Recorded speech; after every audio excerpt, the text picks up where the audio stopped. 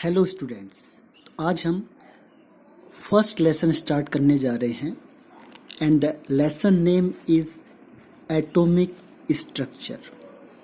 Atomic structure atomic structure means होता है कि हम एटम की सारी इंफॉर्मेशन आपको देते हैं।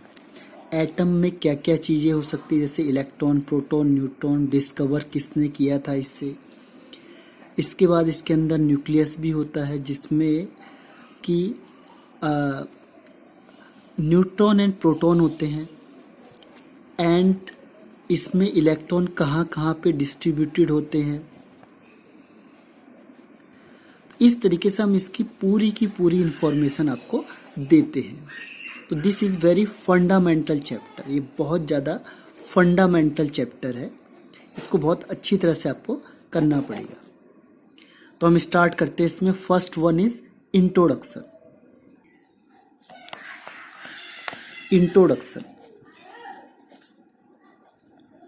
इंट्रोडक्शन में क्या होता है, जॉन डाल्टन का नाम आपने सुना होगा। जॉन डाल्टन, जिसने सबसे पहले एटम के बारे में एक थ्योरी दी थी, दैट इज एटॉमिक थ्योरी। तो डाल्टन के नाम से उसे कहते हैं Dalton's atomic theory. Dalton's atomic theory. तो डाल्टन्स इंग्लैंड का रहने वाला था। तो उसने 1808 में एक वर्ड कहा था कि एटम इज इनडिविजिबल। एटम को हम डिवाइड नहीं कर सकते हैं, एटम इज इनडिविजिबल। एक्चुअली क्या था कि जो एटम वर्ड है ये ग्रीक वर्ड है, Greek word. Atom word is made up of Greek word a plus टोमियो। तो इसके दो वर्ड से मिलके बना है, two words. First is a means होता अन एंड टोमियो मीन्स होता है कटेबल। यानी आप जिसको फर्दर कट नहीं कर सकते, फर्दर डिवाइड नहीं कर सकते, which can not be divided further, जिसको हम आगे डिवाइड नहीं कर सकते, means this is the ultimate particles. Ultimate, ये एक अल्टीमेट पार्टिकल होता है, इसके आगे आप उसको डिवाइड नहीं कर सकते।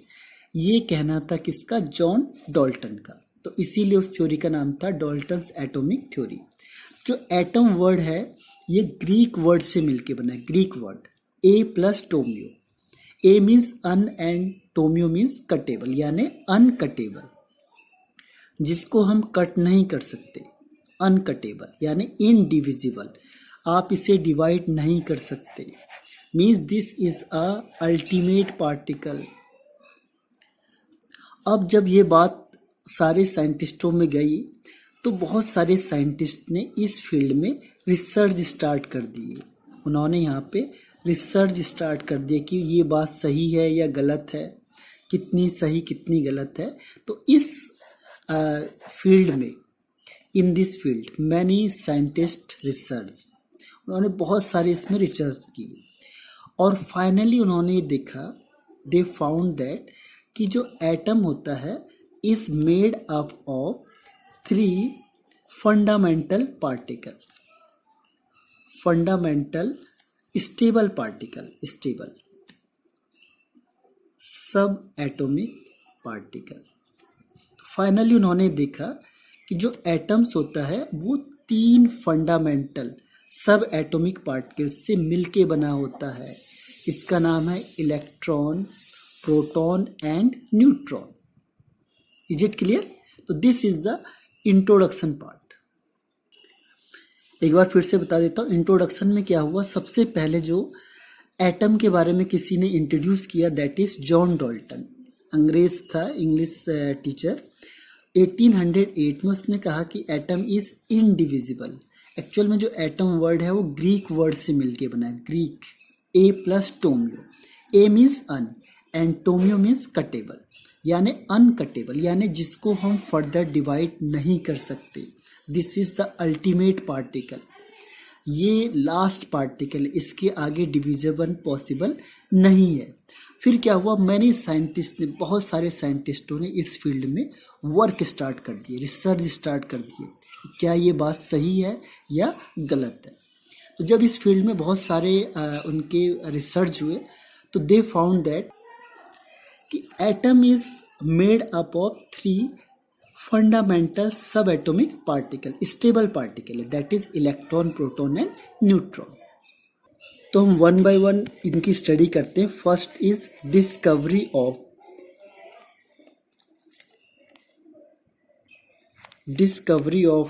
इलेक्ट्रॉन। Discovery of electron. अब इस इलेक्ट्रॉन की डिस्कवर कैसे हुआ था, या इलेक्ट्रॉन को हम एक और वर्ड कहते हैं कैथोड रे। कैथोड रे और इलेक्ट्रॉन एक ही बात हुई। डिस्कवरी ऑफ इलेक्ट्रॉन, इलेक्ट्रॉन कैसे डिस्कवर हुआ, तो इसमें जो स्टार्ट था इन 1897 में जे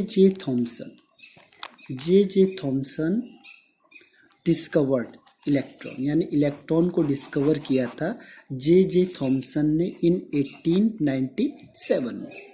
एक्चुअल में क्या था कि जो माइकल फैराडे था,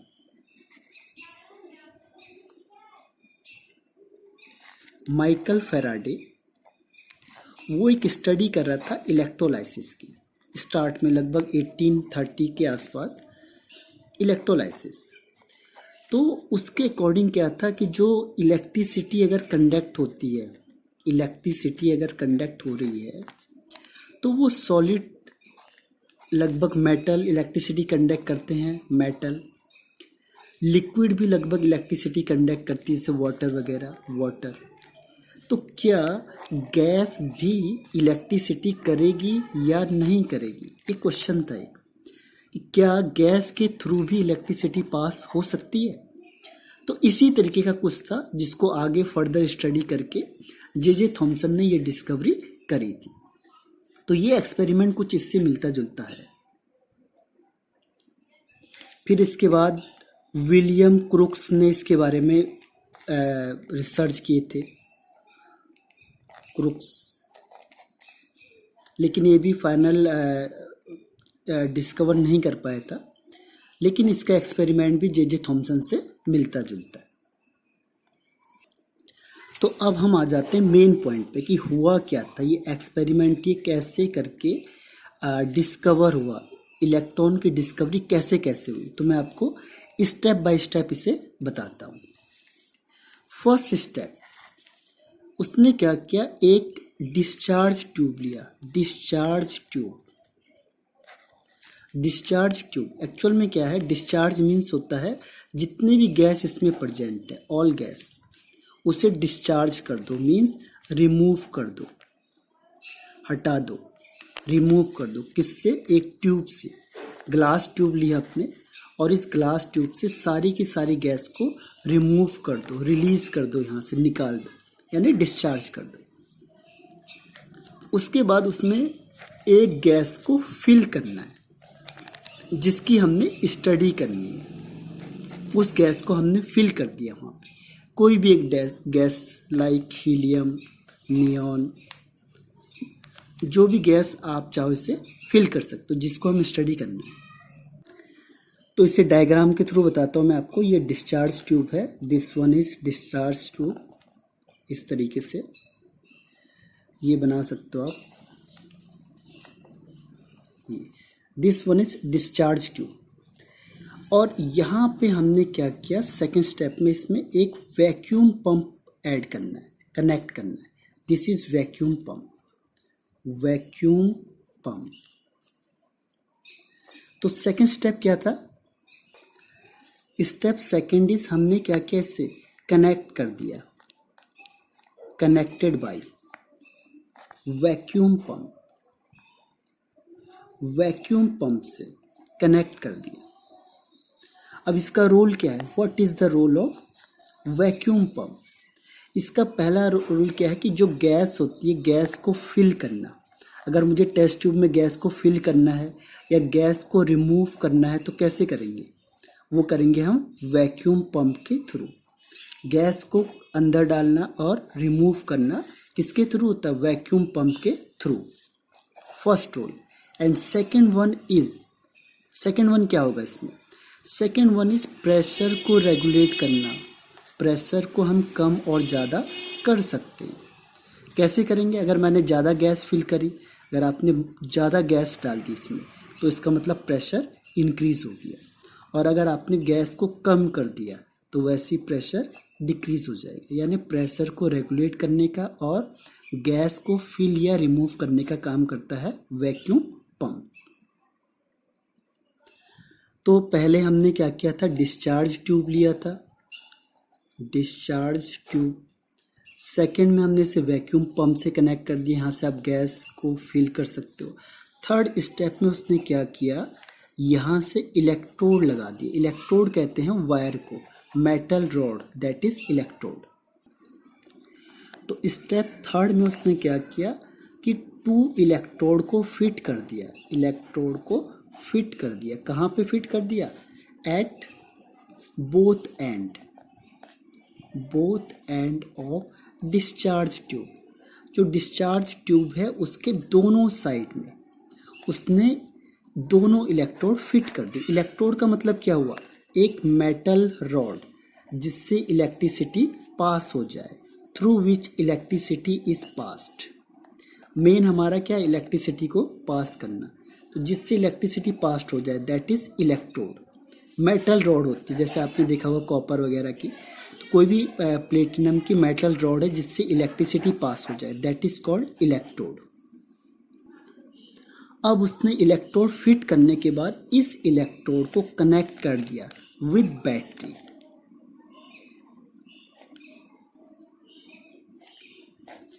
ये बैटरी आपने पढ़ा होगा। बैटरी में ये जो बड़ा पार्ट है दैट इज कॉल्ड पॉजिटिव और ये जो छोटा पार्ट है दैट इज कॉल्ड नेगेटिव।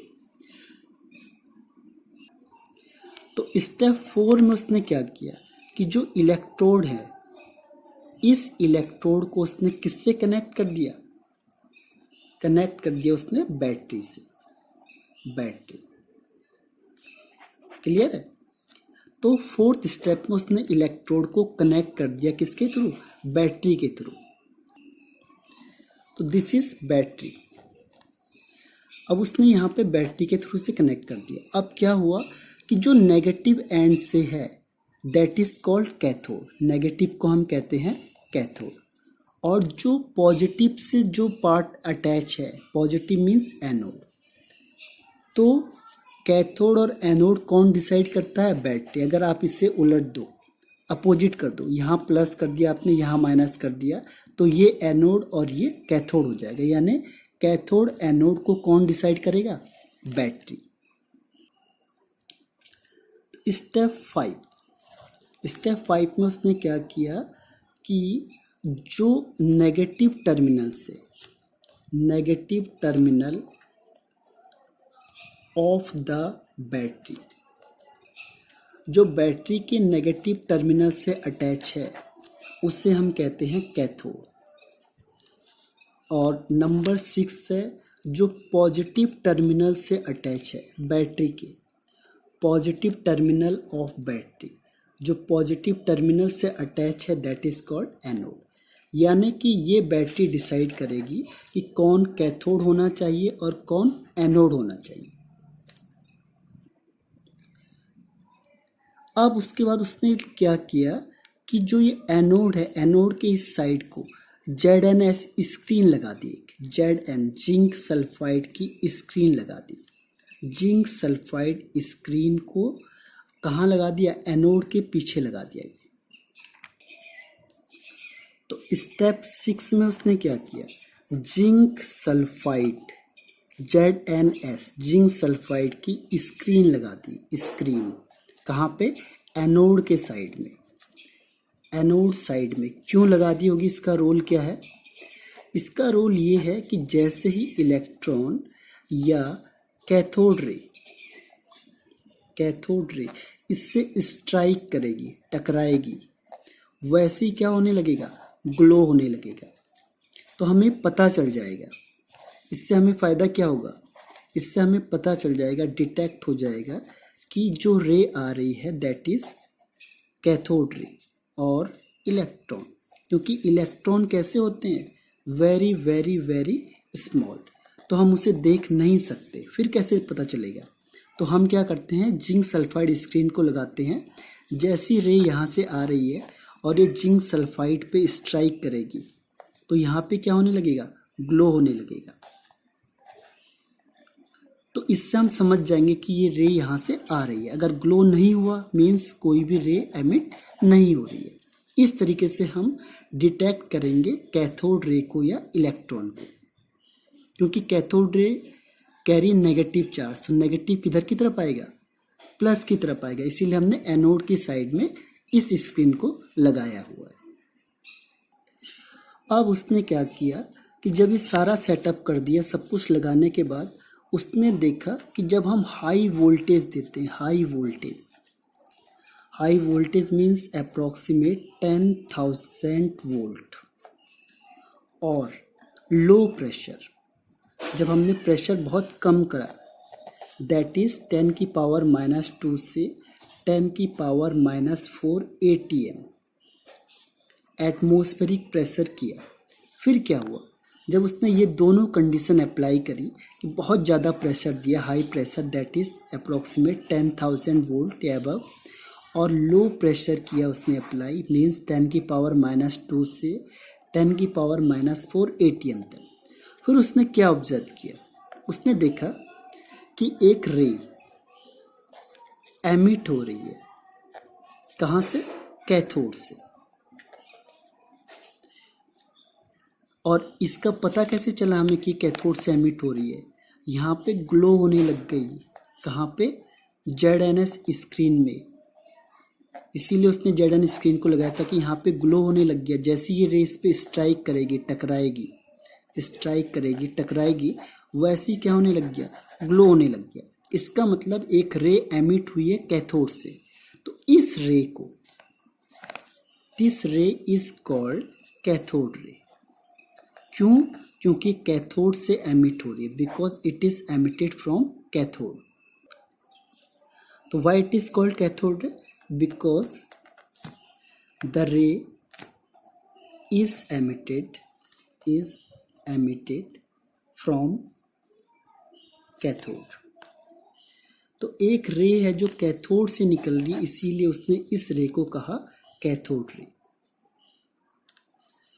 तो कैथोड रे, और इससे हम इलेक्ट्रॉन भी कहते हैं। Electron means cathode ray is a beam of electron.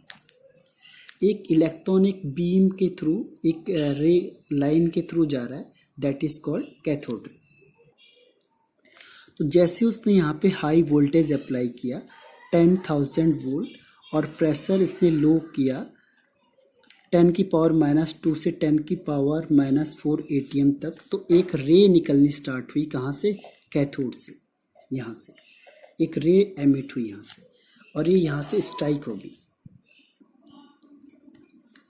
तो ये रे स्ट्राइक होगी यहाँ पे इस ZNS स्क्रीन पे, जिससे ग्लो करने लगेगा। तो दिस रे is called cathode ray. Is it clear. तो कैथोड रे कैथोड से एमिट होती है, और इसके लिए पहले पूरा इंस्ट्रूमेंट किया गया, और उसके बाद कैथोड से ही इलेक्ट्रॉन निकलते हैं। तो अब क्वेश्चन ये आता है कि क्या कैथोड रे केवल कैथोड से ही एमिट होती है, cathode ray is emitted only for cathode. Answer is wrong, answer is no. ये कैथोड से तो एमिट होती ही है, लेकिन उसके अलावा जो गैस हमने यहाँ पे रखी है, ये गैस क्या होती है, आयोनाइज हो जाती है। आयोनाइज मीन्स होता है आयंस में टूट जाना, break down into its ions, अपने आयंस में टूट जाएगी। सपोज मैंने हीलियम रखा है, तो हीलियम क्या होगा, हीलियम प्लस, और अब यहाँ से भी इलेक्ट्रॉन निकलेगा। तो इसका मतलब क्या हुआ, तो तो उसने फाइनल कंक्लूजन ये निकाला कि जो ओरिजिन है, ओरिजिन ऑफ कैथोड रे, उसको दो जगह से निकलती है। फर्स्ट कहाँ से? From cathode. जो पहले निकलेगी वो कैथोड से ही निकलेगी। फर्स्ट स्टार्टिंग में जो निकलती है वो कैथोड से ही निकलेगी। उसके बाद इनसाइड द गैस, जो भी हमने गैस रखी है टेस्ट ट्यूब के अंदर, उस गैस से भी इलेक्ट्रॉन रिलीज होता है। तो इसके दो सोर्स हैं, यानी दो जगह से इलेक्ट्रॉन रिलीज होता है। फर्स्ट इज कैथोड, यानी कैथोड से निकलती, और सेकंड जो गैस हमने फिल करी है उस गैस से भी इलेक्ट्रॉन रिलीज होती है। Is it clear? लेकिन पहले यहाँ से होगी, फिर जैसे यहाँ से निकलेगी ये इस गैस को आयोनाइज कर देगी, यानी आयंस में ब्रेक डाउन करेगी। तो प्लस पार्ट एंड इलेक्ट्रॉन फिर यहाँ से रिलीज होगा। तो दो जगह से इलेक्ट्रॉन रिलीज होता है, एक कैथोड से स्टार्टिंग में और फिर उसके बाद गैस से। तो दोनों जगह से इलेक्ट्रॉन मिलेंगे। फिर सेकंड क्वेश्चन ये राइज होता है कि क्या अगर हम लो वोल्टेज रखेंगे तो इलेक्ट्रॉन एमिटेड होगा? तो answer is no, not possible. क्योंकि इलेक्ट्रॉन को निकालने के लिए, इजेक्ट करने के लिए हाई वोल्टेज रिक्वायर्ड है। अगर मुझे इलेक्ट्रॉन को इजेक्ट करना है, यहाँ से एमिट करना है, निकालना है, रिलीज करना है, तो मुझे हाई वोल्टेज यानी ज़्यादा वोल्टेज देना पड़ेगा, तभी जाके ये इलेक्ट्रॉन यहाँ से रिलीज होंगे। तो लो वोल्टेज में इलेक्ट्रॉन एमिट नहीं होते हैं। फिर उसने देखा कि क्या हाई प्रेशर, अगर मैंने प्रेशर बढ़ा दिया हाई प्रेशर, तो इलेक्ट्रॉन निकलेंगे? इलेक्ट्रॉन एमिटेड और नॉट, एमिटेड और नॉट। एक्चुअल में क्या होता है कि जब हाई प्रेशर हम अप्लाई करते हैं, हाई प्रेशर, तो हाई प्रेशर में जो गैस है इसकी क्वांटिटी बहुत ज़्यादा हो जाती है, ना अमाउंट ज़्यादा हो जाता है, लार्ज अमाउंट होता है। और जब भी गैस ज़्यादा अमाउंट में होगा तो ये एक्ट करता है एज इंसुलेटर, यानी ये इलेक्ट्रिसिटी को पास नहीं करता। तभी मैंने आपको कहा था कि ये एक्सपेरिमेंट करके देखा गया कि अगर गैस की क्वांटिटी ज़्यादा है तो वो इंसुलेटर होता है, गैस इलेक्ट्रिसिटी को पास नहीं करता। लेकिन अगर हमने उसका प्रेशर कम कर दिया तो उस केस में जो गैस है वो आयोनाइज हो जाती है और यहाँ से वो इलेक्ट्रिसिटी को पास करती है, यानी वो एज ए कंडक्टर वर्क कर सकती है। तो ये एक्सपेरिमेंट से ये प्रूफ हुआ। लो प्रेशर होना जरूरी है। लो प्रेशर में अगर हमने हाई प्रेशर किया क्वांटिटी ज़्यादा होगी और गैस एक्ट करेगा एज अ इंसुलेटर। तो इसे एक बार ब्रीफ में देख लेते हैं कि एटॉमिक स्ट्रक्चर एक चैप्टर है, मींस इलेक्ट्रॉन की सारी जो एटम्स है, एटम्स की सारी इंफॉर्मेशन देगा। Discovery of electron, discovery of proton, discovery of neutron, nucleus, इसके कैरेक्टरिस्टिक्स क्या होते हैं, इलेक्ट्रॉन कहाँ डिस्ट्रीब्यूटेड है। इस तरीके से बहुत सारी थ्योरी और कॉन्सेप्ट इसमें इंक्लूड हैं जो फंडामेंटल और बेसिक हैं। तो इंट्रोडक्शन हुआ था कि जो जॉन डाल्टन था एटॉमिक थ्योरी के अकॉर्डिंग ये एटम इनडिविजिबल होता था। उसका ये कहना था कि एटम को हम फर्दर डिवाइड नहीं कर सकते। तो ये ग्रीक वर्ड, तभी इसका नाम रखा था एटम। एटम मीन्स ए प्लस टोमियो मीन्स अनकटेबल। इसके बाद बहुत सारे साइंटिस्टों ने वर्क किया और ये देखा कि एटम को हम 3 पार्ट में डिवाइड कर सकते हैं, that is electron, proton and neutron. This is stable. इसके अलावा अनस्टेबल इसमें 35 होते हैं। फिर है डिस्कवरी ऑफ इलेक्ट्रॉन। इलेक्ट्रॉन को डिस्कवरी किया था या कैथोड रे को जे थॉमसन ने 1897। एक्चुअली माइकल फेराडे एक साइंटिस्ट था 1930s के आसपास।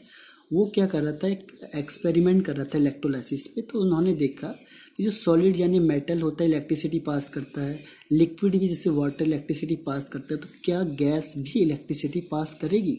ये बहुत बड़ा क्वेश्चन था जो आगे इस मेथड से सॉल्व हुआ। फिर आगे से विलियम क्रूक्स ने भी इसमें एक्सपेरिमेंट किया था, लेकिन फाइनली जे थॉमसन ने इसे प्रूफ किया। तो ये एक्सपेरिमेंट इस तरीके से, सबसे पहले हमने डिस्चार्ज ट्यूब लिया, डिस्चार्ज में सारी गैस को निकाल दिया यहाँ से और केवल डिज़ायर गैस इसमें फिल करी। फिर इसे वैक्यूम पंप से कनेक्ट कर दिया जिससे हम गैस को फिल कर सकते हैं और प्रेशर रेगुलेट कर सकते हैं। थर्ड स्टेप में हमने इलेक्ट्रोड फिट कर दिए दोनों एंड में। फोर्थ में हमने बैटरी लगा दी, जिधर हम माइनस को लगाएंगे दैट इज़ कैथोड, अगर ये प्लस का इधर लगा दैट इज़ एनोड। इसके बाद क्या हुआ कि यहाँ पे हमने जिंक सल्फाइड की स्क्रीन लगा दी, जिससे अगर ये रे आ रही है तो हमें पता कैसे चलेगा कि रे आ रही है, because this is invisible, means ये दिखाई नहीं देती है। क्यों? क्योंकि ये बहुत छोटी होती, वेरी वेरी स्मॉल, तो हम इसको देख नहीं सकते। तो पता कैसे चलेगा? जिंक सल्फाइड स्क्रीन से। जैसे ही इसमें स्ट्राइक होगी ग्लो करने लगेगा, यहाँ पे कुछ चीज़ चमकने लगेगी, फ्लैश ऑफ लाइट, तो हमें पता चल जाएगा कि ये रे यहाँ से एमिट हो रही है। फिर क्या किया उसने, जैसे ही हाई वोल्टेज और लो प्रेशर अप्लाई किया और ये एक्सपेरिमेंट करके देखा उसने इतने तक 10,000 वोल्ट एंड 10⁻⁻² से 10⁻⁻4 ATM, तो एक रे निकलनी स्टार्ट हुई कैथोड से। इस रे को हम कहते हैं कैथोड रे और बीम ऑफ इलेक्ट्रॉन, जो कि यहाँ पे ग्लो होने से पता चलता है। तो ये फर्स्ट एक्सपेरिमेंट था, तो इसको आप आराम से और अच्छी तरीके से देखिए, क्योंकि बेसिक है, तो आप जितना टाइम बेसिक में ज़्यादा अच्छा लगाओगे आपको उतना आगे आसान हो जाएगा समझना। Thank you.